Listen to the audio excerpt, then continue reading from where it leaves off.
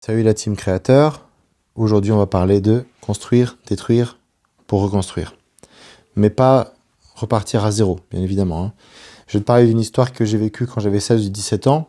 Pour comprendre le principe que j'applique encore aujourd'hui, je me suis retrouvé dans un séminaire bouddhiste. Je devais voir le Dalai Lama, mais j'avais cours. Je me suis retrouvé donc à l'exposition. Il y avait un moine qui faisait une mosaïque à ce moment-là. Il avait passé des dizaines d'heures, parce que c'était vendredi, c'était la dernière journée, à construire cette mosaïque-là. Et j'ai quand même pu lui parler. Il m'a dit, là maintenant, je vais détruire ça. Il va falloir que ça se termine, que ce soit détruit, et que je recommence demain, dans une prochaine exposition, etc. Le message qu'il voulait faire passer, c'était, il ne faut pas s'attacher à ce qu'on fait. Il ne faut pas s'attacher aux choses qui sont créées par nos mains. Il faut être capable autant de les construire que de les détruire. Ce jour-là, ça m'avait fait un tilt déjà, parce que je m'en souviens vraiment bien. Là où je l'ai appliqué tout de suite, c'est dans les jeux vidéo. Bon, j'avais 17 ans. C'était Final Fantasy VIII. Si tu as la référence, tant mieux. C'est un jeu qui est assez long. Et en gros, j'avais passé 30 heures de jeu. Il me restait encore un peu à faire. Et en fait, il y avait un élément que je n'avais pas récupéré en début de partie qui me permettait de continuer d'avoir des compétences pour être vraiment à fond, pour maximiser mes personnages. Je me suis dit, ok, je recommence. Est-ce que j'ai perdu 30 heures ? Bon, c'est pas parce que c'est des jeux vidéo que c'est du temps perdu, mais à 17 ans, on va dire que c'est un passe-temps. Non, j'ai pas perdu du temps. Parce que quand j'ai recommencé, j'ai mieux compris les choses, j'ai été plus vite, j'ai été plus efficace, et au final, j'ai apprécié autant la première que la deuxième partie. Pourtant, quand il est temps de finir un cycle, il y a un mélange de renoncement, et c'est là où il y a un piège, puisque dans le renoncement, on a justement « Oh putain, j'ai perdu du temps ». Lui, il m'a fait perdre du temps parce qu'il m'a amené là. Donc, on peut aussi rejeter la faute sur quelqu'un parce qu'on a fait les choix qui ont été conseillés par, et donc ne pas prendre la responsabilité. Donc ça, c'est la deuxième erreur. La première, c'est de se dire que c'était du temps perdu. Et la deuxième, c'est de rejeter la responsabilité sur quelqu'un d'autre. Quand tu as investi du temps sur un projet, il faut être autant capable de se dire que tu l'as créé, mais que tu l'as détruit. Le message de Swan, encore une fois, c'est vraiment de se dire on ne s'attache pas aux choses qu'on crée.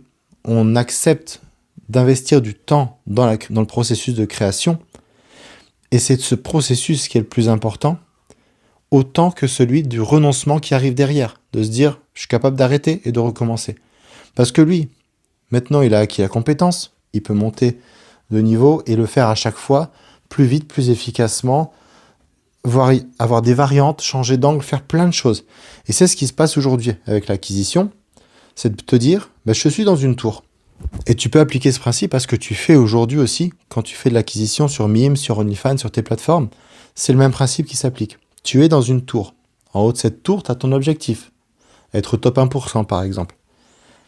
D'abord, tu commences forcément par le premier niveau. Ton premier niveau, tu commences un cycle, tu construis, tu crées tes réseaux, tu cherches, tu crées une marque, etc. Tu fais des choses. Et après, tu passes au deuxième niveau. Mais avant de passer au deuxième niveau, il faut être capable de se dire, voilà ce que j'ai fait au premier niveau, voilà ce qui est bon que j'amène, voilà ce qui est mauvais que je laisse, je fais le ménage et je passe à la suite. Construire, détruire pour reconstruire. C'est à peu près la même chose en fait. Donc, exactement ce que je viens de faire sur le Patreon aujourd'hui. Tout le contenu est créé, tout a été revisité en podcast, tout a été revisité avec des visuels pour rendre la lecture plus agréable. Donc la partie rétention, c'est franchement OK. Et j'ai encore beaucoup de contenu à créer, donc là-dessus, c'est OK. Maintenant, mon acquisition, j'ai testé plein de choses. Il y a des choses qui ont bien marché, des choses qui ont moins bien marché. J'ai trouvé un format qui rendrait la chose cohérente. Donc, il est temps de se dire, fin d'un premier cycle, je garde ce qui est bon, j'enlève ce qui est mauvais, je passe à l'étape au-dessus. Détruire pour reconstruire. C'est exactement ce que j'applique aujourd'hui. Et c'est pour ça que j'inaugure le nouveau contenu avec ce message-là.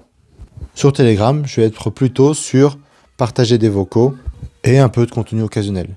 Mais l'essentiel est que le contenu gratuit ne soit pas du tout la même chose que le contenu exclusif et que je ne vous en donne pas un aperçu trop important.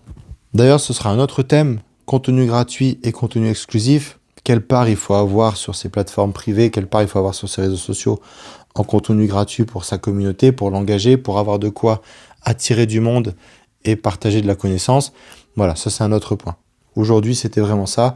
Être capable de se dire qu'on peut faire un Twitter, y passer des années dessus, voire des mois dessus, on va dire, c'est plus facile, et de se dire, ok, à la fin, je recommence tout, j'en fais un autre, et on repart sur des bonnes bases.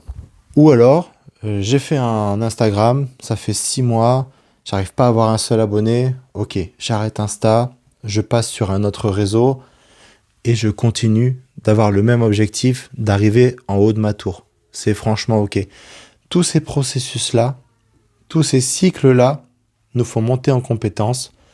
Tu n'arriveras jamais, tu stagnes pas tant que tu es capable de prendre la responsabilité des actions que tu as faites et de prendre le temps de faire le bilan des actions que tu as faites. Qu'est-ce qui est bon, qu'est-ce qu'on garde, qu'est-ce qui est pas bon, qu'est-ce qu'on jette.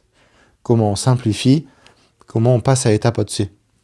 Tant que tu es capable de faire ça, tu montes à l'étage du dessus. Jusqu'à, à terme, atteindre le sommet que tu t'es fixé. Et une fois que tu arrives à ton sommet, il y a probablement d'autres sommets à viser, tout en répétant inlassablement ce cycle de construire, détruire et reconstruire.